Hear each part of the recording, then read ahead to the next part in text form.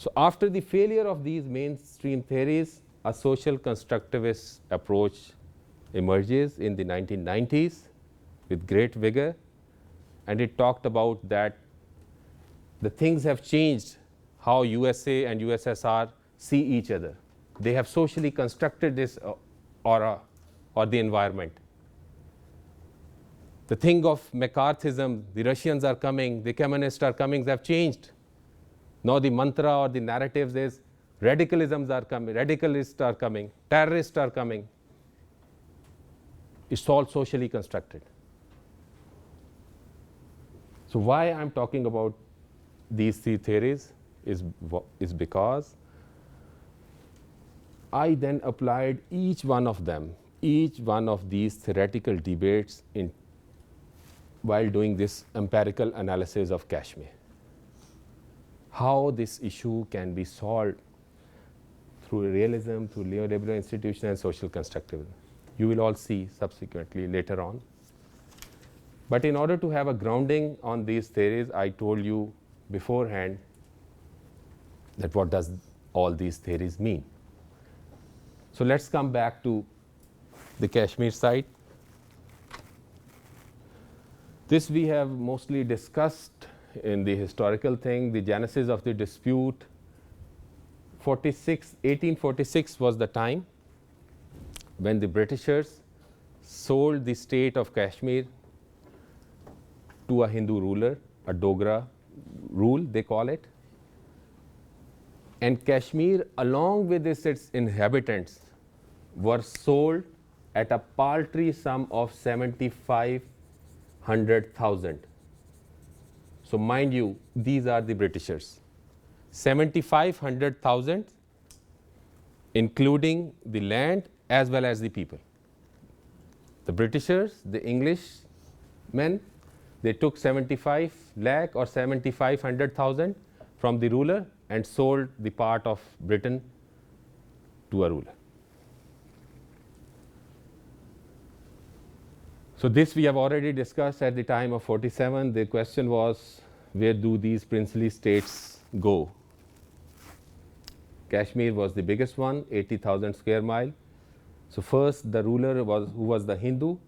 The ruler, he made this standstill agreement in 1947. Then it was India. Another important thing is, factual point is, India took this matter to the United Nations Security Council because war started between India and Pakistan. And the United Nations Security Council Resolution 47 says India and Pakistan should immediately withdraw their forces from Kashmir, and a free and independent plebiscite or an opinion poll should be held in Kashmir to ask the people whether they want to join India or Pakistan under United Nations Security observers. So this is the resolution still asking for its implementation in the UN Security Council. So this resolution is not in India, not in Pakistan, it lies with the UN Security Council. And this dispute was taken to the UN by India, not by Pakistan. Now, what are the material significance? Now, material significance, again we relate to realism and liberal institutionalism. Means realism says every state has selfish interest. So let's see why Pakistan is so selfish to have Kashmir in its fold. The material significance is all the rivers of Pakistan come from the Himalayas mountains, go through Kashmir Valley in the mountains, through the mountains into the valley, and then comes to Pakistan. So if we have a crude map of Pakistan, so here lies Kashmir, it's the mountainous region. Here are the Himalayas mountains. So in summers when the ice melts, the river flows and it comes down to Pakistan. And here this is the big thing is India. So first material significance is Pakistan agriculture, being a predominantly agriculturist country, is dependent upon water, and this water comes from Kashmir. Second thing is all major highways of Kashmir are through Pakistan. Another thing is the population. Pakistan being given the node to separate itself from India on the question of religion. Okay, you are Muslims, predominantly Muslim, take your country away from India, and we got separation. So Kashmir is also predominantly Muslim. 80% of its population is Muslim. But the problem with Kashmir is, although it is predominantly Muslim, it has three conspicuous parts. The mountainous part is Buddhist. It is called Ladakh. Then we have another mountainous area by the name of Jammu. It is all Hindu. That I am talking about inside Kashmir. Kashmir overall is 80% Muslim, but inside Kashmir demographically we have three conspicuous areas. One is Buddhist, the other is Hindu, and the third one, the valley, is all Muslim. So three distinct parts within Kashmir. Now again we relate the same theory which I talked about, neoliberal institutionalism. Apply institutions, get peace.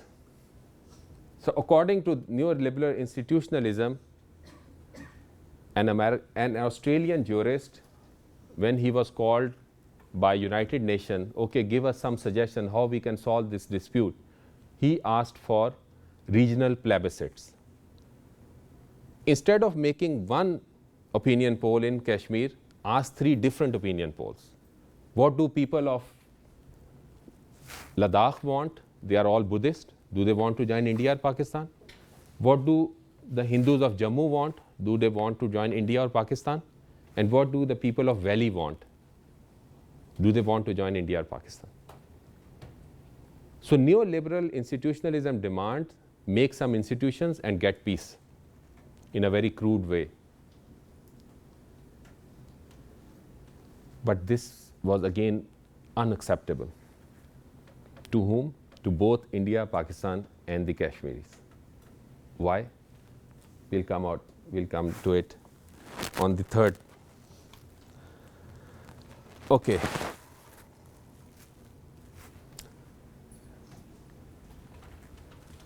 Another thing was international arbitration, then this regional plebiscite which we have just discussed.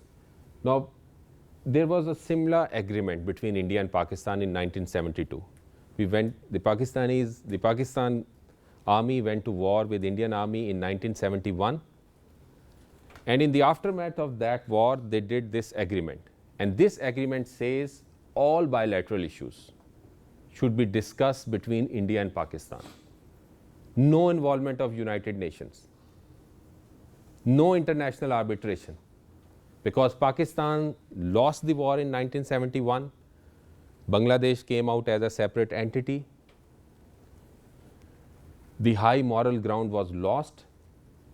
If Pakistan cannot keep the Muslims in one fray, Bangladesh become separated.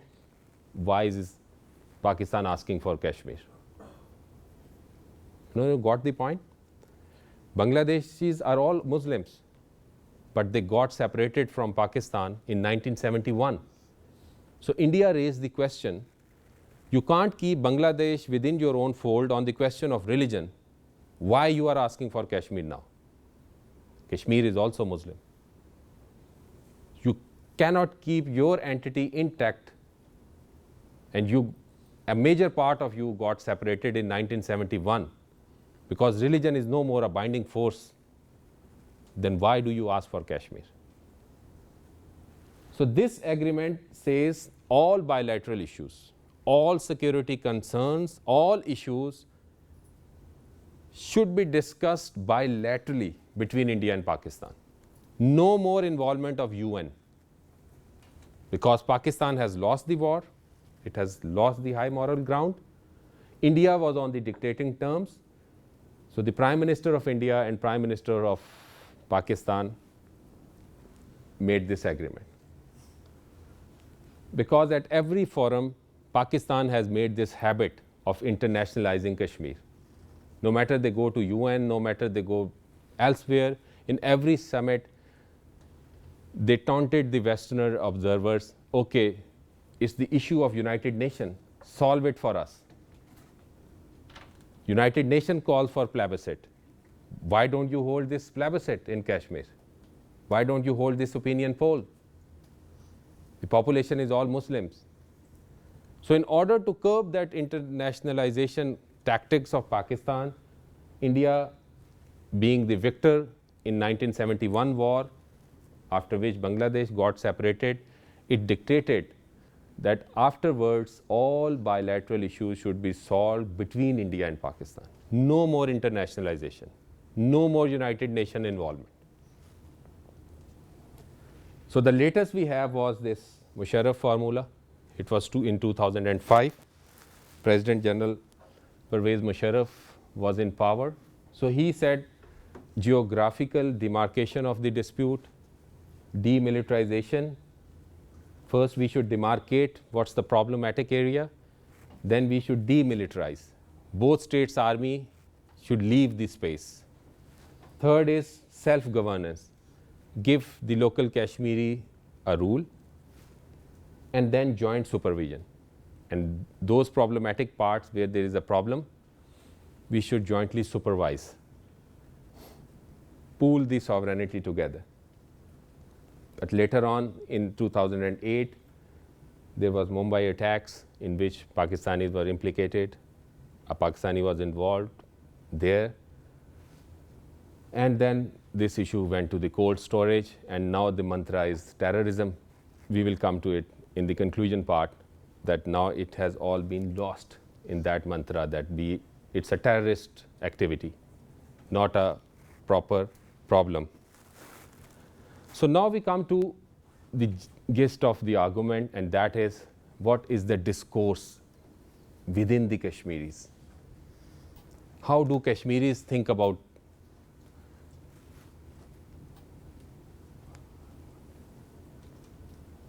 this? We have almost discussed.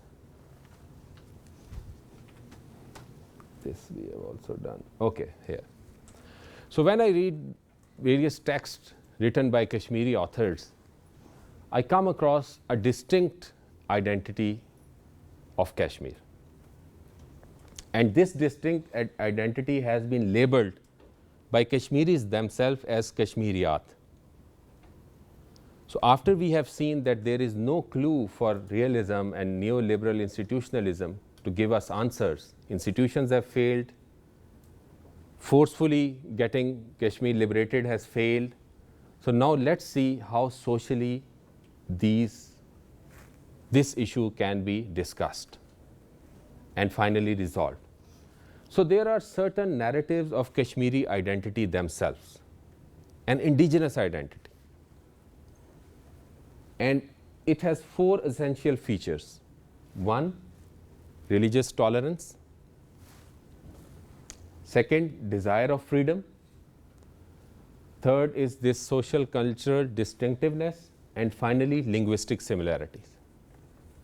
So we'll take this one by one. So the religious norms of Kashmiris are called rishis. Now these are very peculiar. For all other parts of India and Pakistan, Islam, the spreading of Islam was violent. There were Muslim rulers who were invaders. They invaded the Indian subcontinent, formed dynasties, war started.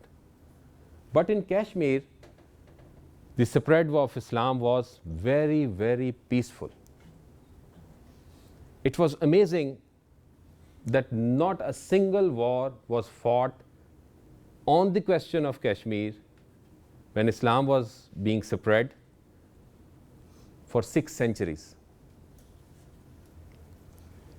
And even in 1947, there was no communal violence in Kashmir. No Hindu or Muslims slaughtered each other, slit each other's throat. The other thing is Kashmir is isolated. It's a mountainous part. It is geographically cut from the rest of the country at the time of the Britishers. British have limited sovereignty. They have their own ruler. And the Hindus and the Muslims have lived very peacefully together. It's spread through these rishis norms. So they're kind of Sufism plus Shaivism of Hinduism. So there is a tariqa, they call it a methodology, in which mutual respect and tolerance was given to each other religion. So religion is a kind of humanism. Respect each one of us as an individual. So there were intermarriages amongst the Kashmiris. The Hindu Pandits, they keep their surnames like Rathors, Rajas, which were Hindus. They were kept by the Hindus, although they converted to Muslims. And even now there is a Hindu religious site in a mountainous area, and that religious site, the procession goes up to the mountains. All the arrangements were done by the local Muslims. As late as 2008, there is a Amarnath Shrin. Shrin means a holy place, which has some relevance in Hinduism. So all the arrangements to that Shrin is done by the Muslims. And when these devotees come back, they give the share from that Shrin to the Muslims. Another point is this desire of freedom. Kashmir was under foreign subjugation since 1339 AC. 28 dynasties have ruled over Kashmir. And many of them are foreigners. So they develop a desire of their own self-rule.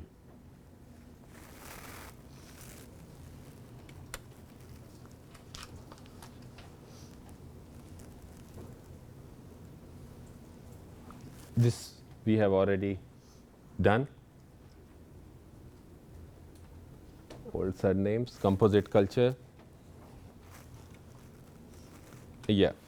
So the fourth point is the linguistic similarity. So they talk the same Kashmir language, which is understood by all the Kashmiris, no matter they are Hindus or the Muslims. So now the pertinent question arises how this intra-Kashmiri socially constructed identities became hostile after 1947.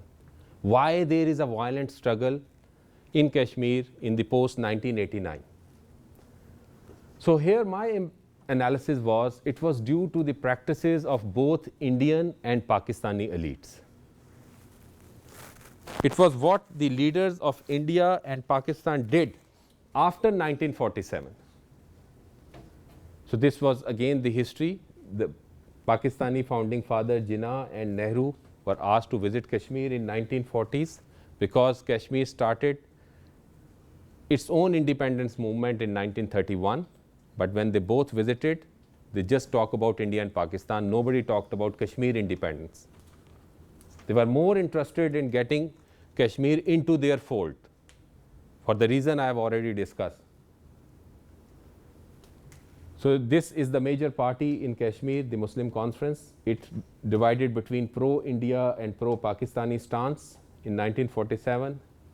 Finally, the long-standing Prime Minister of India, Jawaharlal Nehru, died in 1964. He remained in office from 1947 till 1964. So then the practices of Pakistani elites were violent movement.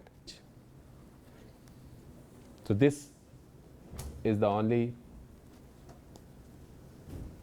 grave perspective. So the important thing is we have to deconstruct the identities. Let's see from a Pakistani angle, which we have talked about, then again see from an Indian perspective why they want Kashmir, and then also talked about what Kashmiri talked about their own self, which is never being discussed. So Kashmir can also become a harbinger of a security community between India and Pakistan. If after Second World War, Alsace-Lorraine can become a security community between France and Germany, why not Kashmir between India and Pakistan? So here I end this discussion. Thank you very much for your patience, and I hope you enjoyed.